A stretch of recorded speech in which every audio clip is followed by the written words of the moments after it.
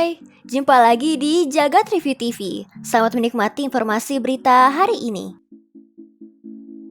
Apple diketahui bakal pakai chipset baru A17 Bionic di lini model iPhone 15 Pro Series. Menjelang peluncurannya yang kemungkinan sekitar sebulan lagi, detail informasi soal chipsetnya mulai mencuat dan ungkapin jumlah core, clock speed, dan juga kapasitas RAM yang bakal diusungnya. Menurut rumor terbaru yang dibagiin sama leaker Unknown Z21, chipset A17 Bionic ini bakal punya 6 core CPU dan 6 core GPU. Sementara itu, A17 Bionic ini bakal nawarin clock speed maksimal di angka 3,70 GHz. Angka ini terus meningkat loh dari A16 Bionic yang dipakai sama iPhone 14 Pro dan Pro Max tahun lalu dengan clock speed maksimal 3,46 GHz. Nah, buat RAM-nya sendiri menurut rumor yang sama bakal berkapasitas 6 GB sama kayak A16 Bionic dengan jenis LPDDR5. Performanya bakal gokil nih.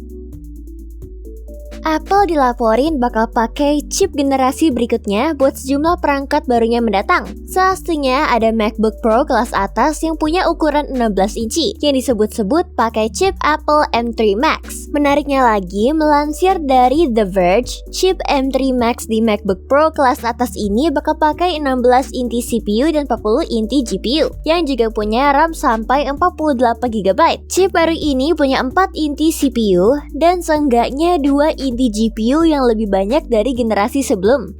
Nggak cuma itu, M3 Max ini juga jadi penanda Apple akhirnya berpindah ke proses chip 3 nanometer buat produk Mac yang bakal kasih efisiensi daya lebih baik sekaligus performa grafis lebih berkualitas.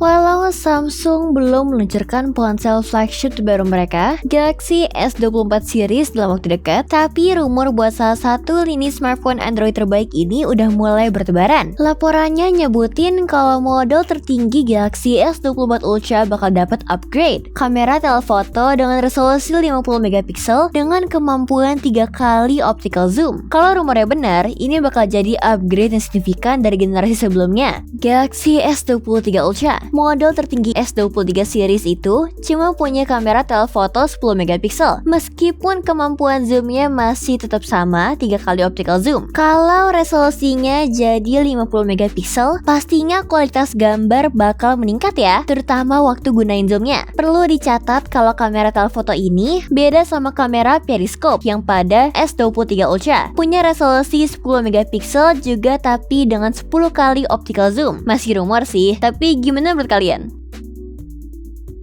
Pendapatan perusahaan chip Taiwan Semiconductor Manufacturing Company atau TSMC buat bulan Juli naik dibandingkan bulan sebelumnya meskipun lebih rendah dari tahun lalu. TSMC berhasil masukin pendapatan 177 miliar Taiwan dollar pada Juli, turun sekitar 9 miliar Taiwan dollar dari tahun sebelumnya, tapi naik sampai 21 miliar Taiwan dollar dari Juni 2023. Tahun 2023 jadi tahun yang mahal buat TSMC karena mereka mulai produksi teknologi pembuatan chip terbaru dalam jumlah besar. Teknologi ini disebut N3 yang punya ukuran sirkuit sekitar 3 nanometer. Nah, pendapatan TSMC di bulan Juli turun 4,8% dari tahun sebelumnya dan naik 11% di bulan Juni. Penyebabnya adalah pesanan produk chip teknologi AI yang meningkat sama pengiriman chip 3 nanometer yang naik juga. TSMC belum bisa mastiin apakah AI bakal terus ningkatin pendapatan mereka. Gimana menurut kamu?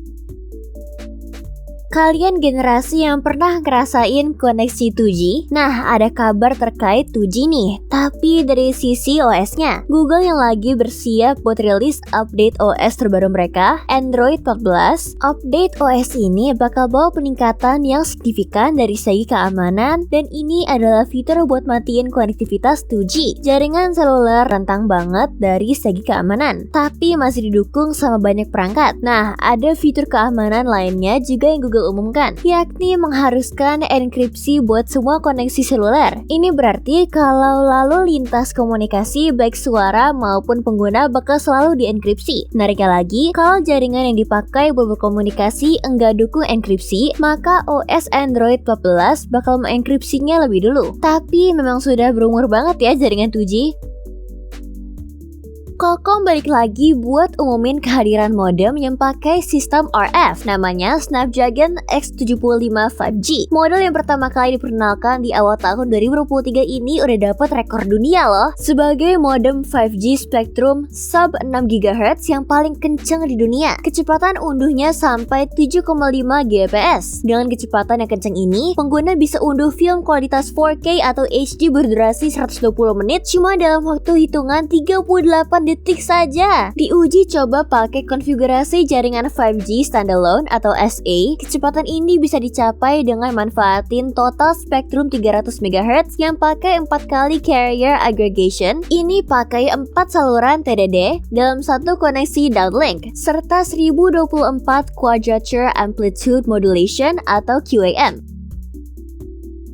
Qualcomm lagi bikin chipset Windows on ARM yang berbasis core custom baru bernama Orion. Laporan sebelumnya nyebut kalau chipset ini bakal ngusung total 12 core. Tapi temuan terbaru nunjukin kalau bakal ada juga varian chipset dengan jumlah 8-10 core.